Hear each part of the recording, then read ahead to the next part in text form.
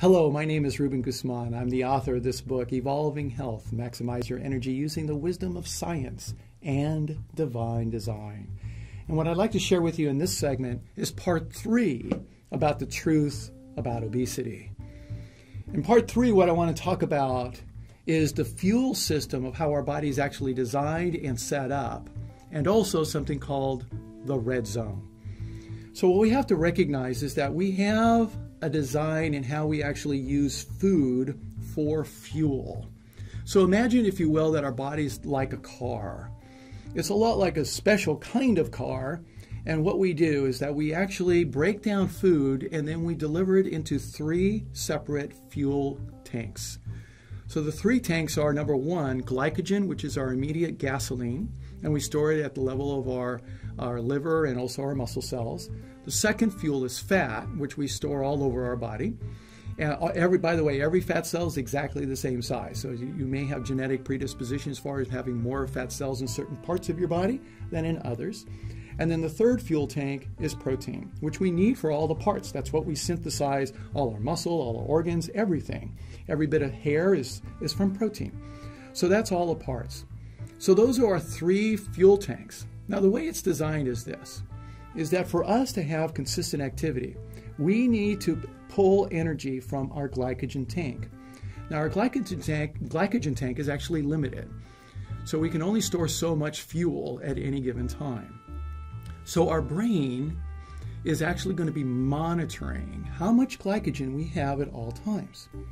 Now there's a certain problem that starts to occur. If we run too low on the glycogen tank level, then we enter into a zone that I call the red zone. Now it's a lot like a car. You probably have noticed a fuel gauge in your car when it gets down to empty, all right, it's going to have that red area. So it's a lot like that. When we get to that area in our bodies, the headmaster says, red alert, cut off the main fuel supply. So what we do is we actually cut off the main source of fuel. We don't use glycogen anymore at that point. What we then have to do is go to emergency fuel because we don't have any other fuel source now with the glycogen. We have to find some extra fuel. It'd be really interesting if we operated just like an automobile and we ran out of fuel, because about 2:30, 3 o'clock in the afternoon, half the people on the face of the planet would go like this and they'd be out. All right, because we have to have emergency fuel. And thank goodness we have that. So that's part of the divine design. So what we do is we have to tap into either fat or protein, but which do you think it is? It's not fat, it's protein.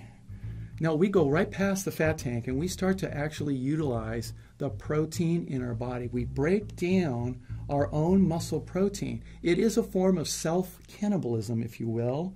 Yes, that's an ugly thought, but that's exactly what happens. We break down our muscle, and our tissue from all over our body. It's not healthy. You can lose weight doing that.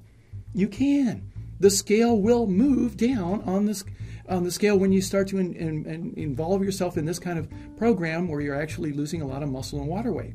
But it's not healthy, friends. It's not healthy at all. So what we want to do is avoid being in the red zone completely.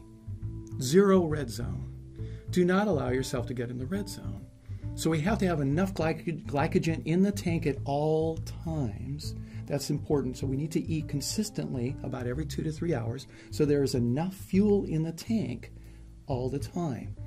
Now you're probably asking at this point, well, what about the fat? I'm so glad you asked.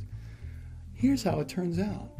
The fat is actually connected to the glycogen fuel line. It is a concurrent fuel. We have certain classifications of automobiles out on the road that actually use a combination of gasoline and oil. Fat's like oil. We use gasoline and oil together, and that's a diesel engine, my friends. You didn't know this, but you're a turbo diesel Mercedes. That's how you're designed. And here's how we have to do it.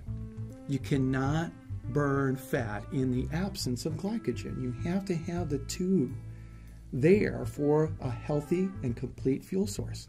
You must have glycogen present in order to tap into the fat. We burn both together. That's how it works. So for us to be able to be healthy and fit, we have to stay out of the red zone. That's your number one priority. Stay out of the red zone. Make sure you eat consistently every 2 to 3 hours and eat just enough to satisfy you proactively for the next 2 to 3 hours. Stay out of that red zone. Eat enough. Eat consistently. And I'll cover more in part 4.